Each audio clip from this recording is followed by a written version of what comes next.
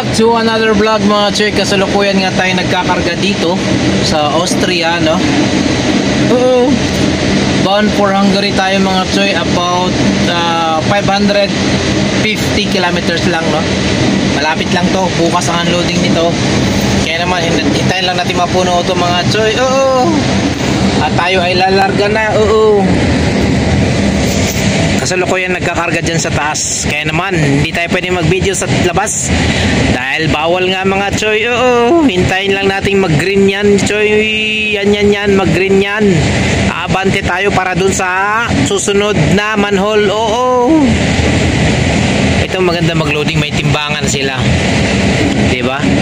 Alright, hintayin natin. Alright, ayan mga choy, kakatapos lang natin mag-loading dito mga choy sa Austria mga choy. Kaya naman ay di aalis na tayo din ay.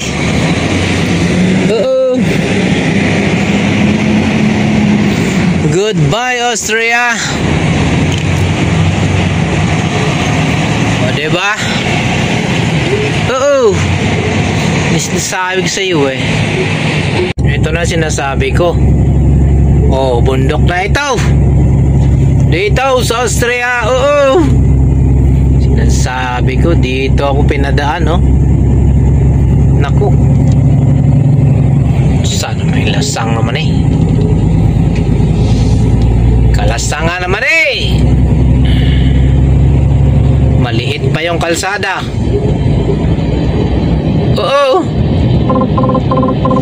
Tayo dyan. I'm inside the city, mga choy. 300 meters, keep right to continue toward Ferdinand Leistras. 300 meters, turn right. Turn right. Ginabi na nga tayo sa ating biyahe mga choy. Kasi nga naman ang driving ko is 6 hours and 30 minutes pa lang. Baka hahanapan ako ng driving time ng aking dispatcher. Kaya naman isasagad ko to ng 7 hours. 7 hours ang ating bubunuin itong araw na ito mga choy. Kaya naman maya nga lang ay maghahanap na ako ng parking area.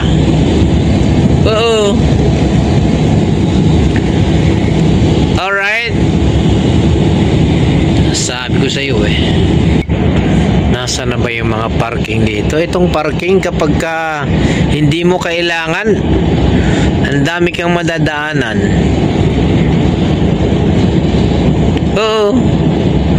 Pero ngayon kailangan ko na, wala. Malayo pa. Ano ba yan naman? Talaga naman Rebis din kinsa kade Sino kaya tong Rebis na to? Dito na kami sa tabing highway.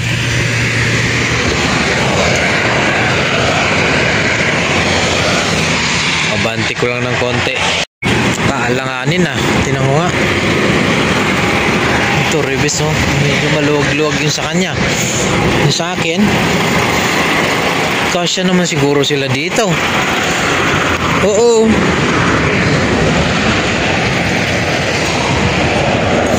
Kasya yan. Ay maluwag. Luwag yun. Kasyang kasya. Kasyang kasya yan sila dyan.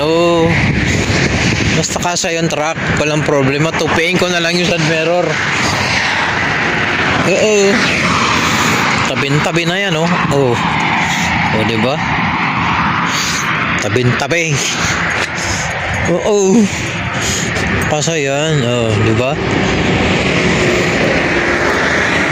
Ang lamig. Wala na punuan na yung mga gasolinahan. Pwede na yan. Good morning mga choy. Ayan, tuloy natin yung biyahe natin kahapon from Austria. So dito na tayo sa Hungary ngayon mga choy. Malapit na ako, mga ano na lang siguro 250 kilometers na lang. Good morning, good morning, good morning. Back to another tracking life na naman tayo mga choy. Kapag begin country na tayo, kaya naman pwede na tayong tumakbo mga choy. Ganda lang ng sikat ng araw mga choy. So ito yung parking natin kagabi. Akala ko ako na yung pinakalas dito sa bungad. Meron pang bumuntot sa akin. Kaya naman tara, let's go. Umpisahan na natin to. At ay malamig. Whew! Umuusok-usok na yung bunganga ko. Alright, tara, let's. Wow, wow, wow. Madumi yung aking salamin mga choy. Bakit istorbo tong helmet na to? Wow, wow, wow! 7 o'clock in the morning mga choy. Nakakasilaw naman yan, oy. Uh-oh.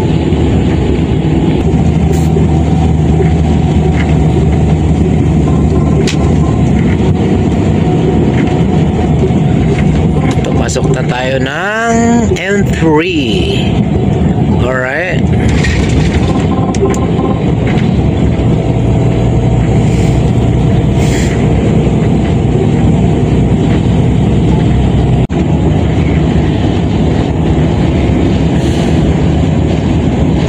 After 1 kilometer, exit the motorway.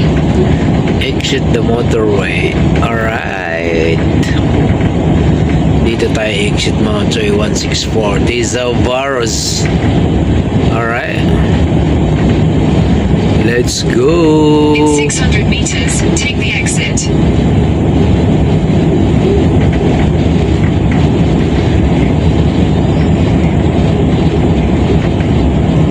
Exit the motorway.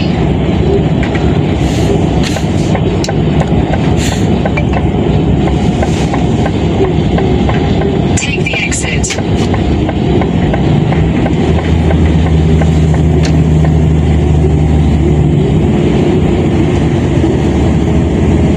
You are over the speed limit. Prepare to turn right after 850 meters.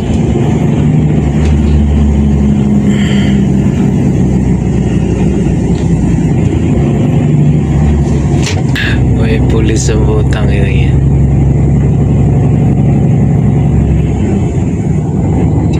Tanya naman yung mga puno dyan, no? Kulay dilaw, oh.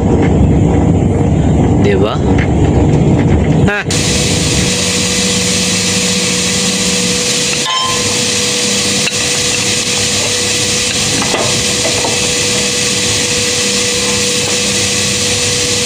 Diba?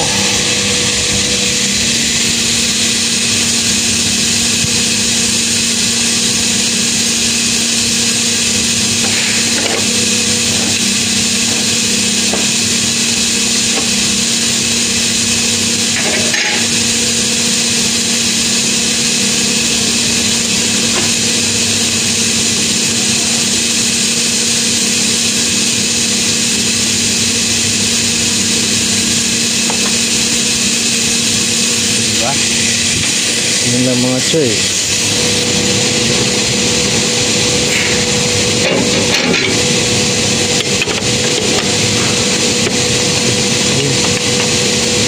Bakit na lumabas?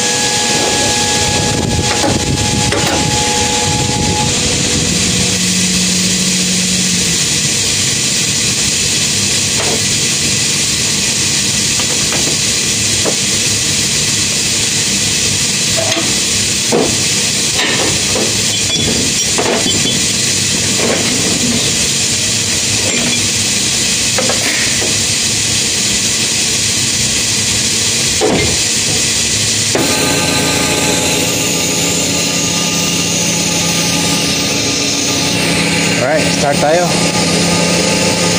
Set up na lahat mga choy. Kaya naman, umpisahan na natin. Oo. Iangat muna ang telepono.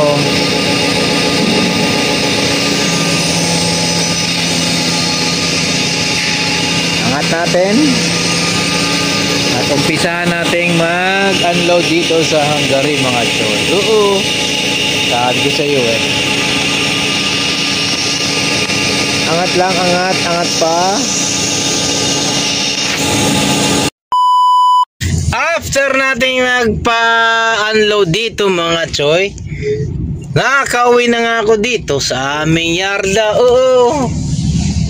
Ito nga yung yarda namin. Meaning uuwi na naman ako sa aming accommodation. Ang daming i-dispose na unit oh. Palitan ng brand new yan. Oo. Sabi ko sa iyo eh. May bago na naman darating mga choy. Dito na nga, oy, walang nag-diesel. Okay, ako muna. Solong-solo ko yung diesel station natin, mga choy. Oh, may mga mangilan-ngilan na nandito pa rin. Oo. Kaya naman, ano pang hihintay natin? Magpa-diesel na kaagad tayo din eh. Mapunta, nasasagasaan ko pa yung bahay kubaw. Oo, sinasabi ko sa iyo eh. Bago tayo uuwi ng accommodation, dumaan muna ako dito sa grocery para mag-grocery tayo ng konti. Bukas na yung iba kasi yung bilihan ng karne mas maganda sa riwa. So bukas na tayo bibili ng karne. So ito lang muna. Alright, baon sa truck.